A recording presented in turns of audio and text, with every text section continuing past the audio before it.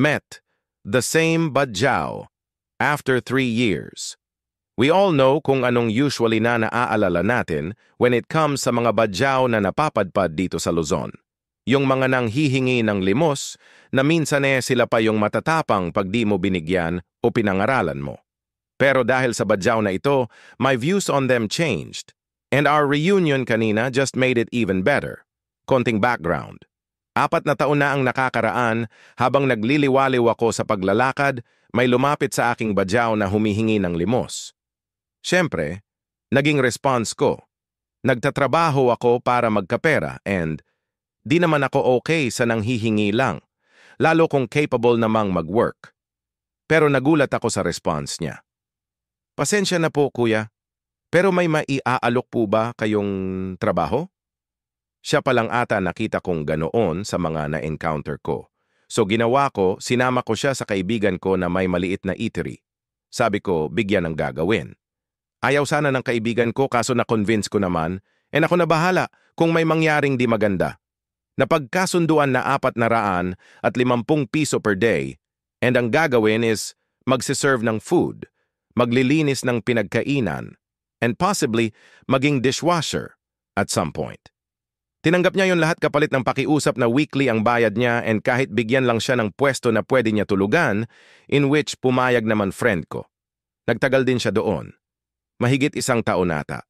Nagpa-Manila na kasi ako before pa siya nag-1 taon doon.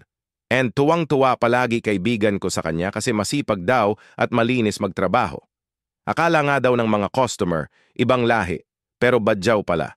After none daw, umalis na siya kasi nakapag-ipon na daw siya ng pwede niya gamitin maging independent and possibly makahanap ng mas maayos na trabaho.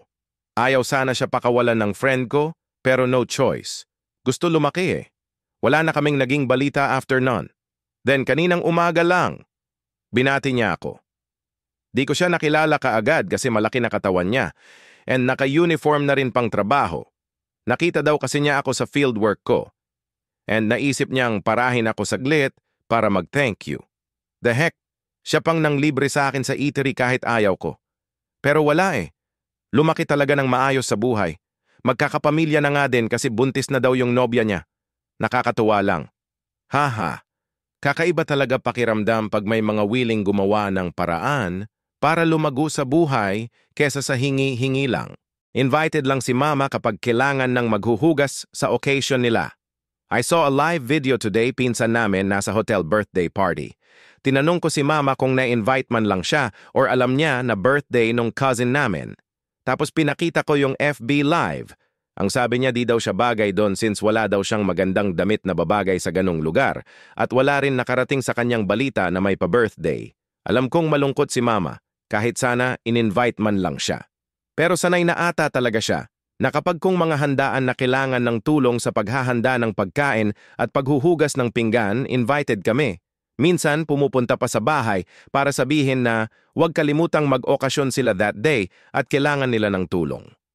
Kahit may mga trabaho na kamit, nabibigyan na namin si mama, ganun pa rin ang turing nila sa kanya. Utusan, labandera, tagahugas, magsasaka. Magsasaka man ang mga magulang ko na pagtapos nila ng pag-aaral kaming 6 na magkakapatid.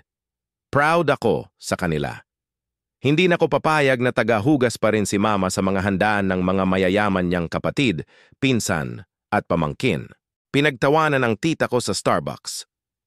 My tita is already a senior and she just got her pension and niyaya niya akong mag-mall para samahan siya. Pauwi na kami and I decided to buy sa SB. My tita is not a fan of coffee shops since di siya nagkakape so first time niya mag-SB. So, di alam ng tita ko anong I order. Ang maalala niya lang, may parang menu ang SB na Shine Shake, which is yung ice blended. While nasa line kami ng tita ko, tinanong ko siya if anong gusto niya. Tapos sabi niya sa akin, yung shake-shake lang akin. Tapos ako gets ko na ice blended yon and wala naman problema doon kasi kahit ano lang daw na flavor.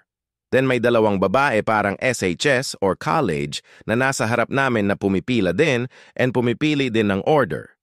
Itong isa na girl, narinig niya ang sabi ng tita ko na shake-shake. Tapos nakita ko si girl, binulungan niya yung friend niya. Tapos rinig na rinig ko talaga. Sabi niya, ano daw shake-shake? Haha. Tapos nakita ko yung isang girl tiningnan ng tita ko from head to foot. Tapos tinawanan niya din. Akala siguro nila di ko sila nakita pero nakakagalit lang. Kasi syempre first time ng tita ko mag-SB pero yun ang nangyari. Pero di alam ng tita ko tinawanan siya. Kasi busy siya sa pagpili ng pastry. Gusto ko i-confront yung dalawa kung bakit anong nakakatawa sa shake-shake. Pero bahala na sila ang bastos ng ugali. Pagbalik ko sa tita ko after mag-order sinabi ko sa kanya yon. Laking pasalamat ko kasi mabait ang tita ko ang sabi. Niya lang, hayaan mo na ang mas nakakahiya yung wala tayong pambili dito. Order ng order tapos wala tayong pambayad. Haze, it costs zero to be kind naman, pero may mga matapobre talaga na tao. So yun lang, thank you for reading. At least nailabas ko galit ko sa dalawang baabe na yon. Mary, when you're ready. Parang maiiyak ako at the moment. My lola died in our place sa Mountain Province. It's an 8-hour drive one way at may work ng Saturday asawa ko, so sabi niya, sumama na lang raw ako sa daddy ko kasama little boy namin, who is 3. Saturday 4 a.m., kami bumiyahe, and sobrang biglaan, kasi dumating rin mga tito namin from Manila and nakikonvoy kami sa kanila. Now, kakabalik lang namin, and I just really want to get this off my chest. I came home from our trip na sobrang linis ng bahay. All the dishes washed, toys fixed, floor swept. He washed pa all our clothes and he cooked a meal for us dahil alam niyang 12:00 ng hating gabi na kami makakauwi. May hot water rin sa thermos kasi alam niyang ka-PG late na ako, nakakatulog gustong-gusto ko magtsa. He goes to work at 5 a.m., may dalawa siyang trabaho and comes home at 8 p.m. Lahat ng sahod niya automatic niyang sinesend sa bangko without me really demanding for it. Hindi ko alam how he did it all today Sunday, pero he did. Naiiyak ako sa tuwa kasi ever since ang hiling lang niya sa akin, alagaan anak namin and alagaan at mag-budget para sa bahay. We're at our 30s and palagi nilang sinasabi before na ang tanda na namin at need na namin magpakasal dahil raw 40s na kami kapag nasa 10 anak namin. But they're wrong. Women, marry when you're ready. Marami pang mabubuting lalaki sa mundo. Bastos nyo. Puts pa. Been applying for 1 month na and have submitted more than 100 applications online. Di ko maintindihan bakit lately ang babastos ng recruitment team ng mga companies. They will view your online application and or invite you over for an interview tapos wala man lang decency to inform you if you passed or failed after. Meron pa dyan mga late sa interview, palibhasa sila ang interviewer. Mahiya naman kayo. Respect applicants, you've been one before, and maybe will be one again in the future. Pasa kayo masyado, di naman sa inyo yung kumpanya. Sa mga may-ari ng companies, pumili naman kayo ng mamimili. Yung marunong sana, magbigay ng kahit simple at direct advisory lang. Looking for professionals pero puta di ma-apply sa sarili. Edit. Hi everyone, thank you for understanding where I'm coming from. Di ko nilagay dito pero I have sent follow-up emails and again, no update. Alam niyo yung ang ganda ng flow ng interview minsan at confident ka sa experiences mo kaso ending ganon. Basta ganon. Gets naman na some entities are swamped with applications. Pero we live in a modern world. Routine na yung work sa recruitment. Ano ba naman yung kahit ikaw na interviewer na lang mag-develop ng sarili mong canned responses sa rejection or pending update cases mo? Kahit hindi na yung buong company, bilang ikaw naman yung representative na nakausap at nakakita ng efforts ng applicants na assigned sa'yo, di ba?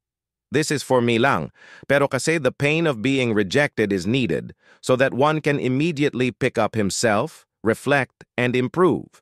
If you will be left hanging, will be ghosted, makakaramdam ka pa ng unnecessary anxiety, will eventually develop fear na baka ganun na naman sa next, saka it will also delay pa yung time for healing and moving on. Di naman kasi din basta-basta mag-apply. Tama ba?